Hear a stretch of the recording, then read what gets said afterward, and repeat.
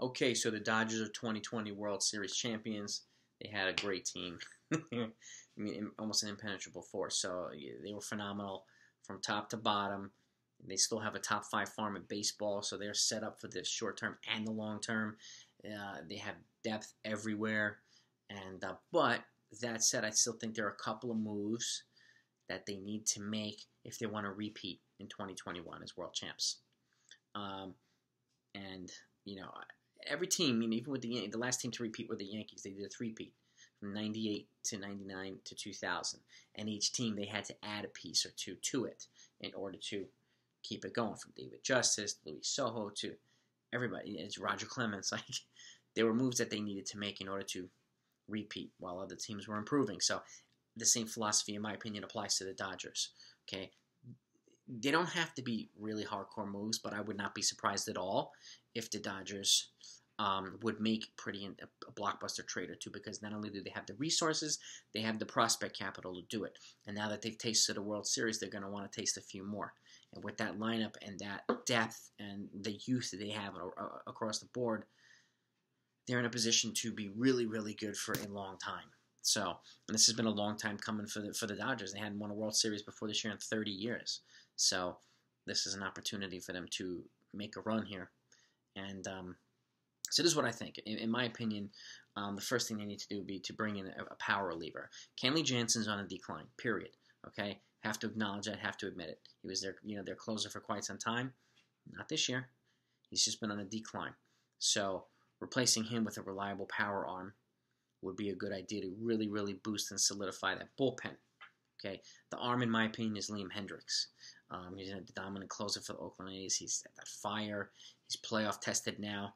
He was really successful in the playoffs. He's a power arm. He's a beast, and he's one of the top relievers available in free agency this offseason, if not the number one available. I think he'd be a perfect fit. He'd be staying on the West Coast. He'd be a perfect fit for that Dodgers bullpen. Adding him to the guys that they already have, oh, yeah. So he to me is a perfect fit for that bullpen. And then signing a depth starter as well. Doesn't have to be a sexy starter. It could just be an innings eater. You can even bring in somebody like John Lester or Jose Quintana or somebody like that, who are going to be, I think, good options for a lot of teams. But, to back up Buehler and May and Kershaw. And a guy can just go out and throw 5-6 innings and then, give it to the bullpen, who will be strong, particularly if they have Liam Hendriks, they'd be that much stronger. And somebody that, tell at the back end of the bullpen. And the Dodgers also have a boatload of pitching prospects. So these guys would be like a transition or a bridge to give those young stud prospects a little bit more time to develop, or Keedy and some of these other guys. That's what they would be there for. And get them for a year or two, or a year, or an option for a second year. And that way you can ease in some of those young pitching prospects. Because like the Nationals, if you look at the Dodgers' top 30 prospects, the overwhelming majority of the top ones are pitching. Okay, so they are set for the future. But at the same time, even top prospects should not be rushed. So signing a depth starter again, like a John Lester or a Jose Quintana, or somebody like that. I mean, I thought Charlie Morton would have been a good option for them, but the Braves snagged him up pretty quickly. So kudos to the Braves for that. It could be a number of guys, but somebody like that. They're both playoff tested. Lester's got championships from two different teams, Boston and Chicago. And again, he's not the Lester of 2016 when the Cubs won, but he doesn't need to be. Okay, you go out and put your team in a position to win.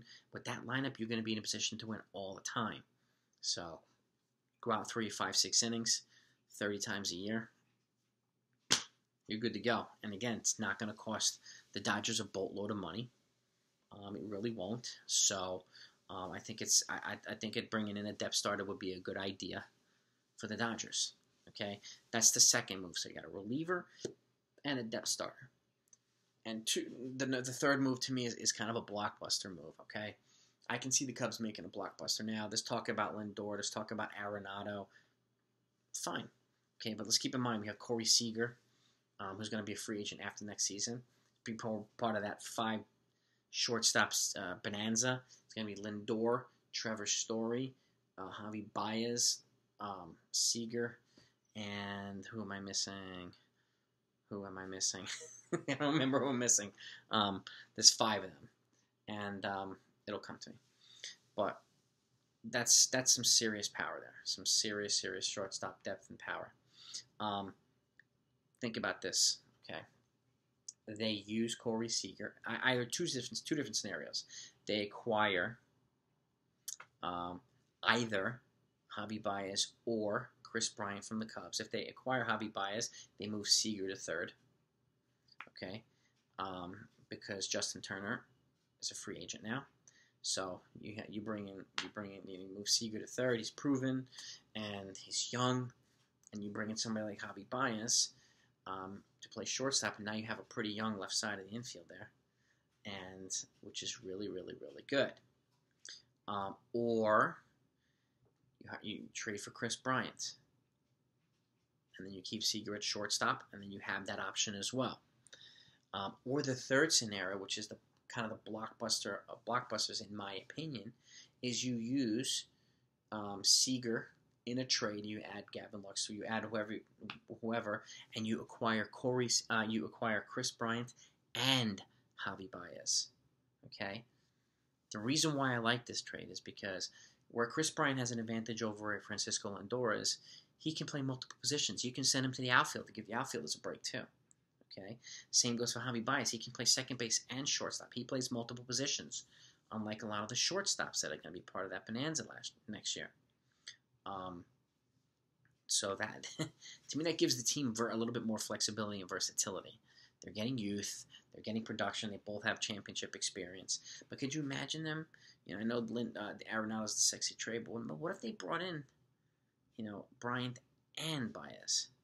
Okay, be crazy. But it would be just as crazy to bring in Bryant and keep Seager there too. Seager's proven in LA. He's very popular, well liked, respected, and he produced in the postseason. And so, it's going to be really, to me, these are intriguing possibilities. Either one of them or both of them.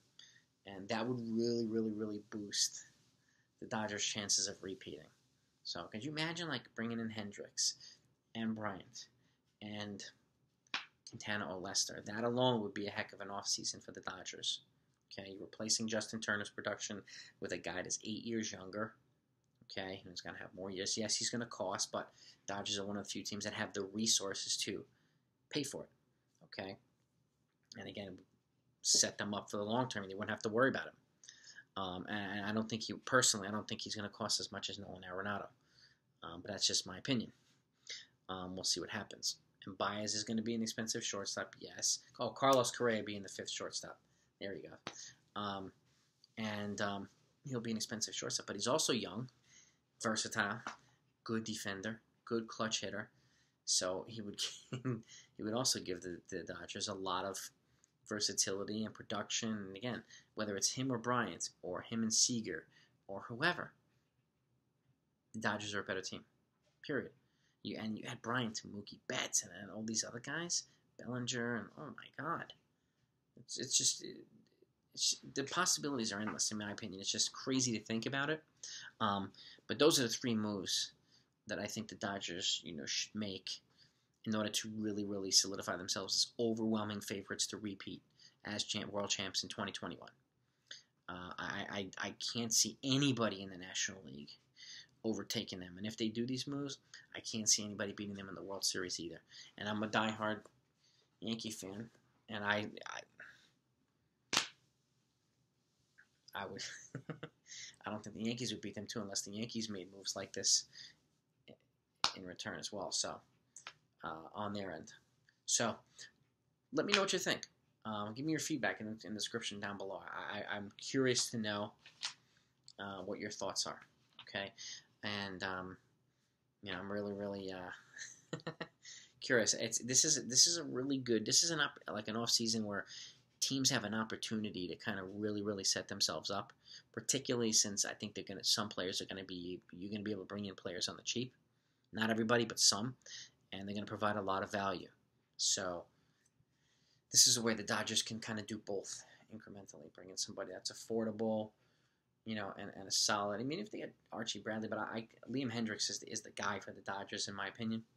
He's the power arm. He's dominant, and you can just see him closing out games, which also allows them to transition Urias back to the rotation or as long reliever or whatever they want to do. It gives them versatility with a kid like that too, who was lights out in the offseason. I mean, in the postseason. So, let me know what you think of this. This is a crazy, it's just, I was thinking about this, and, and my next video, I was thinking about their opponents. What do the Tampa Bay Rays, 3 moves that the Tampa Bay Rays should make to make it to the World Series again next year? That's my next video. So you're not going to want to miss it. So if you haven't subscribed yet, do that right now. Hit the notification next to it, and be on the lookout for that. There's some more videos coming out. It's going to be some good stuff, and we'll be, kind of working our way through the offseason. Hopefully some more moves will be made by these teams. So be safe. Happy holidays. I'll talk to you next time.